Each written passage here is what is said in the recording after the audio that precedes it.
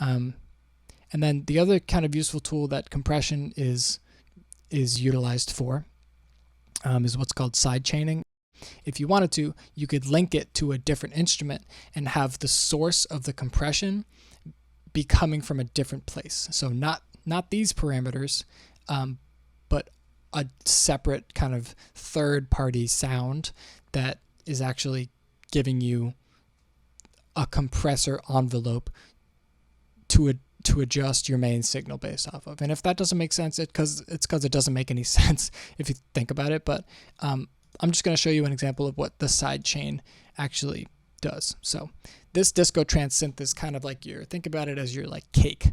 You have like this big, nice, fat layer of fluff that you're listening to.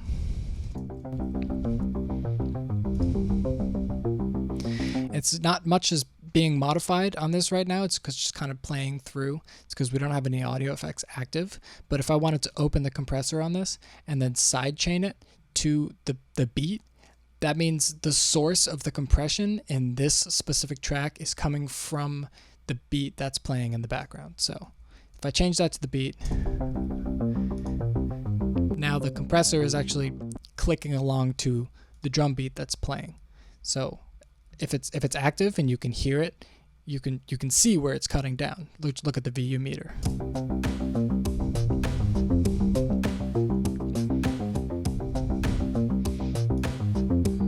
Right, you get the gist. Each one of those spikes is where the kick or the snare is happening and the beat below it. And this is the most classic example is between the low end, like the bass, and the drums, which the drums you want to cut through the bass. So going back to that cake analogy, if you have a nice thick cake, the kick and the snare are basically like putting little candles in that cake and kind of cutting signal out of the synth every time they happen.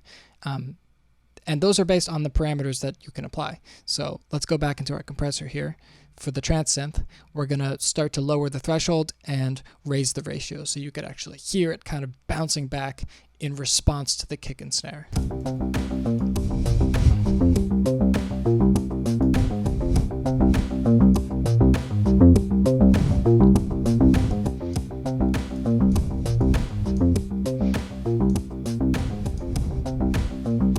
So I know you've heard this effect in dance music. It's like one of the most classic like groove kind of life creators. It's because they're responsive and they're dynamic and they have this kind of relationship between them that gives the bass a little bit more like movement and life, is because the drums are kind of bouncing in and out of it and like affecting it in real time.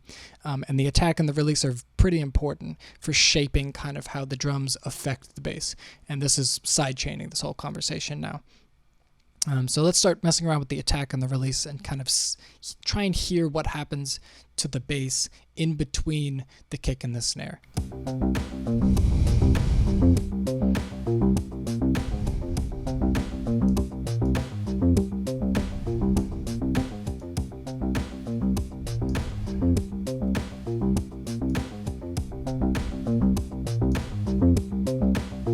So real quick, while I have this window active, when I brought the release up, it tapered down later so that the bass would come in more gradually after each one of those hits.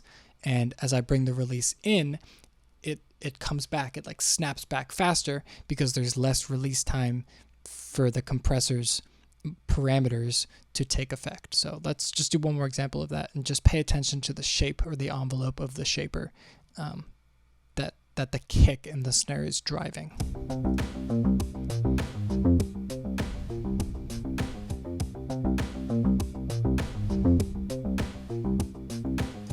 The difference basically between those envelopes, fast versus slow.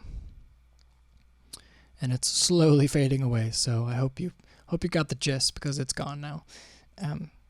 But yeah, so that's compression in a nutshell.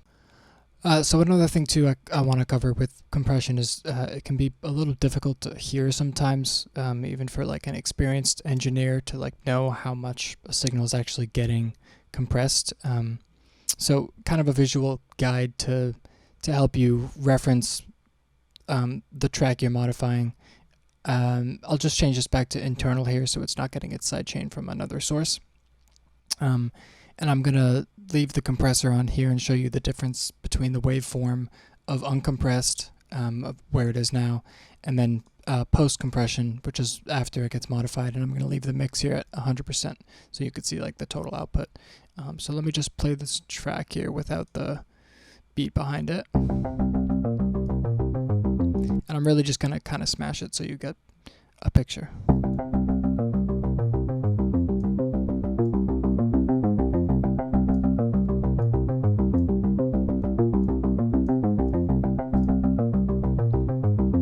Yeah, I'm really cutting it in.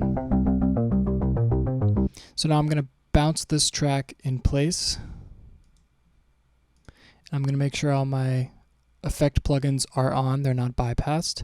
I'm going to leave the original track and I'll name this Disco Trance Synth Compressed.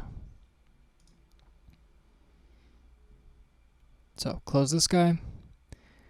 And now just want to kind of show you the difference between these two waveforms. This is pre-compression, this is post-compression. Just kind of look for the transients here, like how much signal actually peaks through before the compression kind of aggressively takes place. Especially on your attack and your release, like you can say this first note here kind of snuck through the envelope. Everything is just kind of more compressed is the only word for it, but everything is more compressed.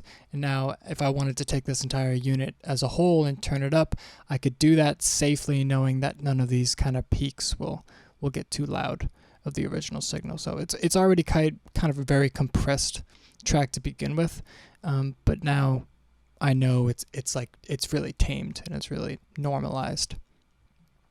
So do that kind of experiment on your own time and see if you could tell the difference between, like, you know, an uncompressed signal and a very compressed signal, and what kind of visually that looks like. This isn't the only example, obviously. Another version of compression is if you have like 8 or 10 tracks and they're all, being bussed into a subgroup. You want usually to put a compressor on the subgroup just because you have so many different things going on within that channel stack. So a good example is if you have like a main vocal, harmony vocals, a couple throws, like you want to belt into a reverb. Then you have like a double or two, you have a vocoder, like all of those exist within like the vocal stack. And now I want to go to compress my vocals. I'm not going to put a compressor on each one of those layers. I'm put a compressor on the vocal stack. And now these parameters affect every single track in that chain. And then if I want to turn up the entire chain, I could just use the makeup gain once I'm happy with my compressor settings. So there's a lot of use for the compressor and the EQ, and those are probably the two most important plugins in Logic that you'll likely use on almost every track. Yeah, let's move on.